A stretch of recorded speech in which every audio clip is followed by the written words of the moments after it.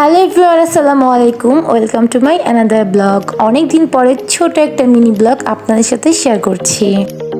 গিয়েছিলাম নব থিয়েটারে, যেটা তেজগাঁতে পড়েছে, আর এটা হলো সাময়িক জাদুঘরের ঠিক অপর সাইডে, খুবই কাছে। আর এখানে অনেকে শৈশবের স্মৃতিও মনে করিয়ে দেয়। আর নব থিয়েটার মানে অনেক ধরনের ভৌতিক অনেক কিছু, মহাকাশের সব জানাশোনা। আর এখানে এসে আগে আপনার টিকিট কাটতে হবে, টিকিট কাউন্টারে সব নিয়ম দেওয়া আছে। সময়সূচি, কবে বন্ধ কবে খোলা সব কিছু এক জায়গায় পেয়ে যাবেন।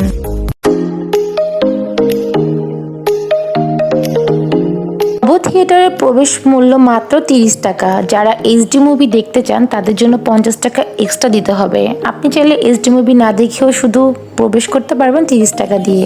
অল্প টাকা, খুব সুন্দর বিনোদন কেন্দ্র।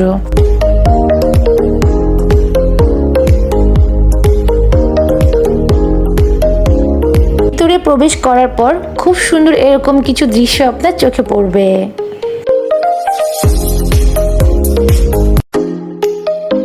খুবই সুন্দর, নিট অ্যান্ড ক্লিন একটা মনোমুগ্ধকর করা পরিবেশ। ভিতরে ঢোকার পর যদি আপনি ক্লান্ত হয়ে যান তাহলে কিন্তু আপনি এখানে বসে একটু বিশ্রাম নিতেও পারবেন। তার পাশাপাশি যদি আপনি হন ছবি প্রেমী, ছবি তোলার জন্য সুন্দর একটি বেস্ট জায়গা। ভিতরের সাইডে প্রবেশ করার মুখে এরকম সুন্দর কিছু দৃশ্য আপনাদের চোখে পড়বে। নব থিয়েটারের এই পাশটা খুবই সুন্দর, একদম রাউন্ড গোল শেপ করা। নব থিয়েটারে কিন্তু একটাই প্রবেশ গেট, এটা হলো এটা। আর এদিক দিয়ে আপনাকে প্রবেশ করতে হবে প্লাস বের হতে হবে। এখন সবাই মিলে দোতলায় চলে যাচ্ছিলাম, কারণ যেহেতু আমরা এইচডি মুভির জন্য টিকিট কেটেছি, সো আগে আমরা মুভিটা দেখবো।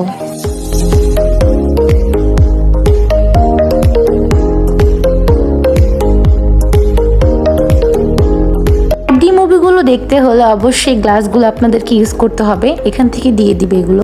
প্রবেশ করে দেখি মুভি অলরেডি শুরু হয়ে গেছে। যাই হোক, আপনারা আমাদের সাথে মুভিটা এনজয় করুন।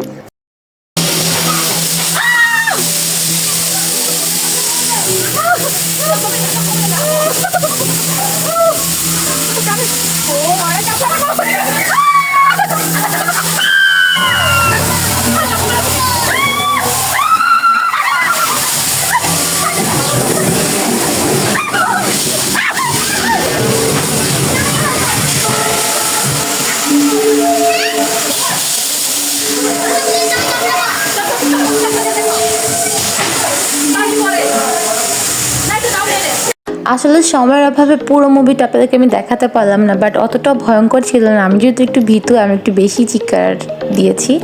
আর এটা হলো থিয়েটারের ভিতরের দৃশ্য।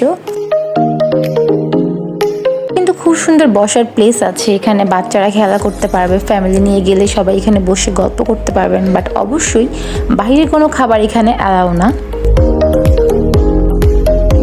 এটা হলো উপরের 5D মুভি থিয়েটারের জায়গাটা কিন্তু বেশ বড়। এখন আমরা সবাই নিচে চলে যাব, একটু নিচে ঘোরাঘুরি করব।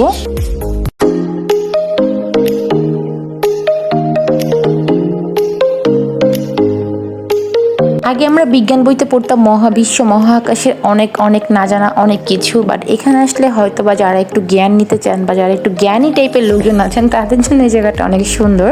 আর এখানে অনেক দেশের জানা অজানা অনেক কথা আছে।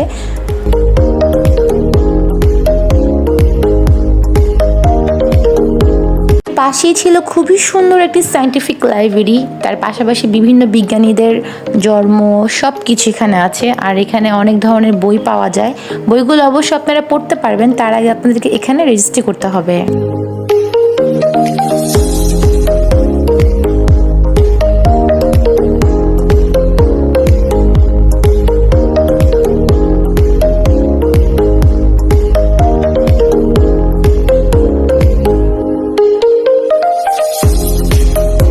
এর পাশেই চোখে পড়লো আলবার্ট আইনস্টাইনের মতো বিভিন্ন বড় বড় বিজ্ঞানীদের কিছু সুন্দর কথা। আর এখানে কিন্তু বসে ফ্যামিলি পরিজনদেরকে নিয়ে বসে বই আপনারা পড়তে পারবেন। এখানে বই কোনো সেল করা হয় না, শুধু পড়ার জন্য। জায়গাটা কিন্তু বেশ সুন্দর।